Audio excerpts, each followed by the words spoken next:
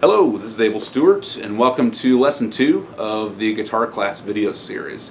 In this lesson, we're going to talk about our first two chords, the G and the D. So let's get started. The G chord, if you look at your guitar, and again, remember the frets is going to be the space between the two metal bars, or in this case, the nut in the metal bar. So you're going to go first fret, second fret, third fret. On a lot of guitars, you're going to have a little dot right there on the third fret. Not always, not always. Some guitars have the first dot up in the fifth. It just varies by the make of the guitar. But if your guitar has a dot there, or if it doesn't, one way or another, just count 1, 2, 3, that third fret. With your middle finger right here, you're going to place that on the string closest to you. Again, that's the E string.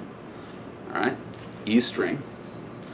Your ring finger, you're going to move on that same fret right here. You're going to go all the way opposite. So again, here's your third fret. All the way opposite, right there, you're going to place your ring finger, like so.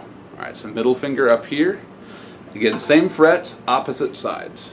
Same fret, opposite sides. Ring finger here, middle finger here.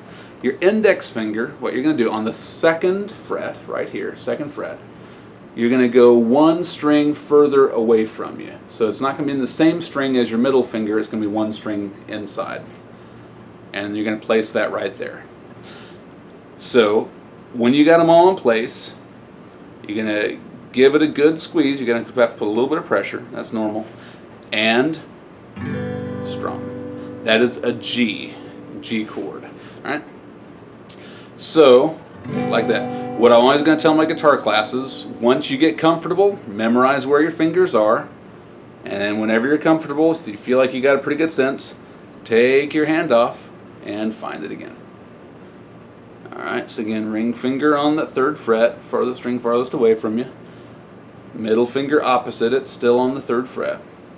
And the index finger, one string inside, second fret. Alright, again. G chord, okay? So do that a couple more times, take a minute if you need to do it, and just, again, take your hand off, find it again. Starting out on the guitar, that's probably 90% of the struggle, is just finding those chords, and it takes time. All of us started there, so don't get frustrated if it's like, oh, I can't find it.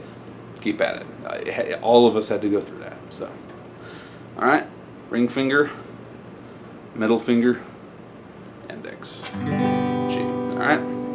So, if you need to pause it, practice that for a couple minutes, that's fine. Take how much time you need. All right, I'm going to go on for now. So the next chord we're going to do is a D.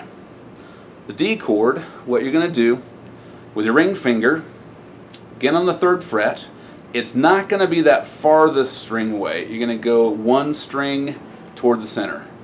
So that next string inside.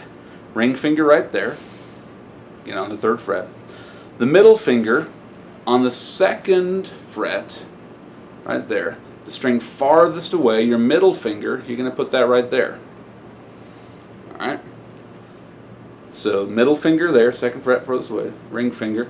Then the index finger on the second fret, you're going to skip a string from the middle and then put your index there.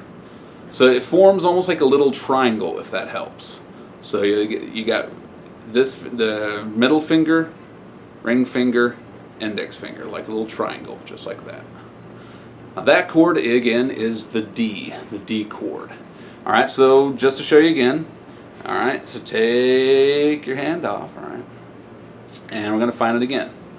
Again, ring finger, third fret. Now it's helpful between both the G chord and the D chord, your ring finger's on the third fret.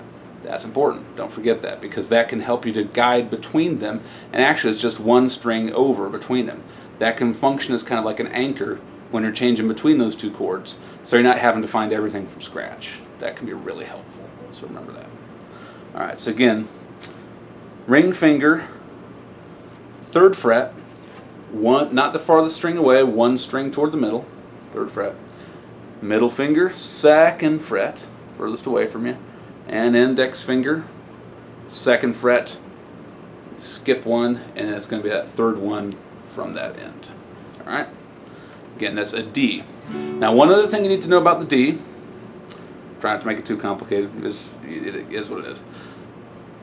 This closest string towards you, the low E string, you don't want that mixing with the D chord if you can help it. It gives kind of a muddy sound. Now, if you got a big hand, one option, which I do this a lot, is you just loop your thumb on over and just kind of touch it and muffle it. That's a real easy option if your hand's big enough to do that. Not everyone's is, and it's, you know, everyone's hand's a little bit different size and shape, totally normal. So if that's not an option, what you're going to need to do is be really careful when you're strumming. Just avoid that string closest to you and start on the lower ones. Best place to start is the D string. It's not not this one, but that third one there. Alright. If you get the A in there, that's okay. It's not going to hurt too much. But that E just sounds real muddy. Stay away from that if you can. Alright. So again, that's the D chord. If you need to pause it, take a couple minutes, practice, do that right now. Right. So again, the D chord. Take your hand off, find it again. Alright, so now the next step is we're going to practice that transition between the G and the D chords. Remember, your ring finger is going to be your guide and your anchor in all of this. Because on the G chord, your ring finger on that third fret, farthest string away from you. The D chord is going to be that same fret, same finger, just one string over. Alright, so again, finding the G right there. Alright, so whenever you're ready, that ring finger, you shift that over, find the D chord. And again, if you want to muffle that, that's fine. If you can't, just be careful. Alright, then we're going to go back. So that ring finger again, just shift it over to the next string. There, and find the rest of your G chord notes. G, like so. And then back to the D, and just practice that again and again. So ring finger right there, next string in. Find your middle finger, index, strum it, it's the D. Alright, if you want to take and pause the camera or pause the video for a few minutes, practice going back and forth between those two. It's going to be real critical. Until you get real comfortable with that, don't move on forward too much, because you're going to need that fundamental skill in almost everything you do from this point, and getting used to those changes. So take a little bit of time to practice that if you need to. Now, as you practice more and more, if your fingers start hurting, again, totally normal, totally normal. What happens is, as you put that pressure, the strings dig into the fingers. I don't know if you can see the little lines there. As you do that more and more, your fingers get calluses built up, and it doesn't really hurt as much. At first, it will hurt. Again, totally normal. All of us went through that.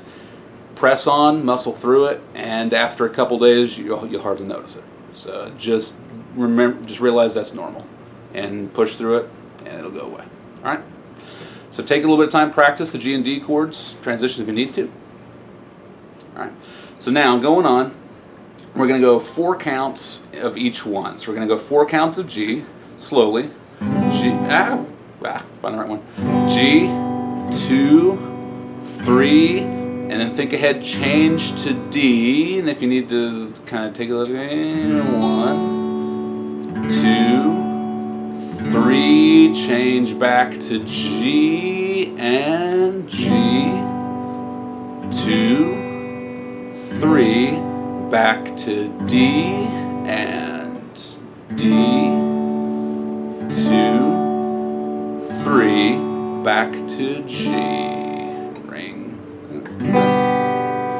2, 3, back to D, and 1, 2, 3, a couple more times, back to G, G, 2, 3, back to D, D, 2, 3, and so on. All right. Take the time and get comfortable with this. Again, don't press on and move ahead and try to do all this. Get that real comfortable. Whenever you're ready, when you start to get bored, go ahead and move on. But that's pretty important to get that muscle memory trained and built up from the start. All right. There you go.